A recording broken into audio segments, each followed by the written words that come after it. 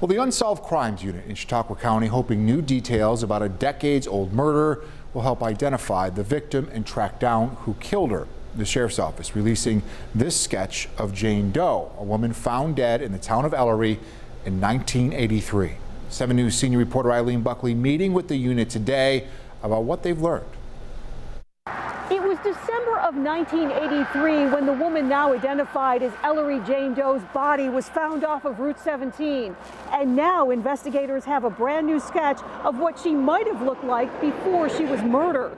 You see a person who wasn't terrified. You see what she looked like every day. This new forensic sketch is giving Chautauqua County Sheriff investigators renewed hope that someone might be able to identify this woman. 39 years ago, her body was found by a trucker in this area along Route 17 heading toward Jamestown. She had been sexually assaulted, shot and beaten with no identification on her, and no one ever claimed her body.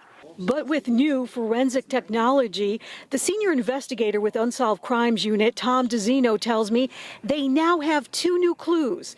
The sketch is much different from previous sketches. She had a tracheotomy scar on her neck for a relatively young woman, and she had a scar behind her left ear that maybe is the result of a medical procedure. Well, are they connected? DeZino says they believe the woman was about 35 years old. The second new clue is investigative genealogy profile developed by the FBI. Our Ellery Jane Doe has a strong concentration from the Netherlands, Belgium, and Western Germany. This allows investigators to search DNA databases and work with law enforcement in those countries.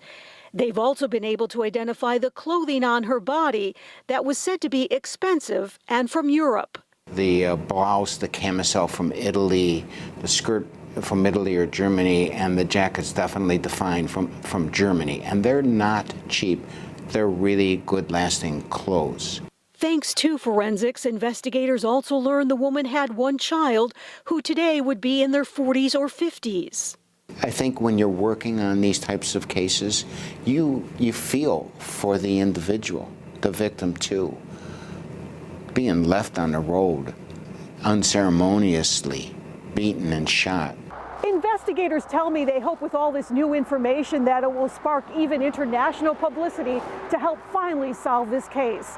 In the town of Ellery, Eileen Buckley, 7 News. Maybe a small step closer, right? To closure there.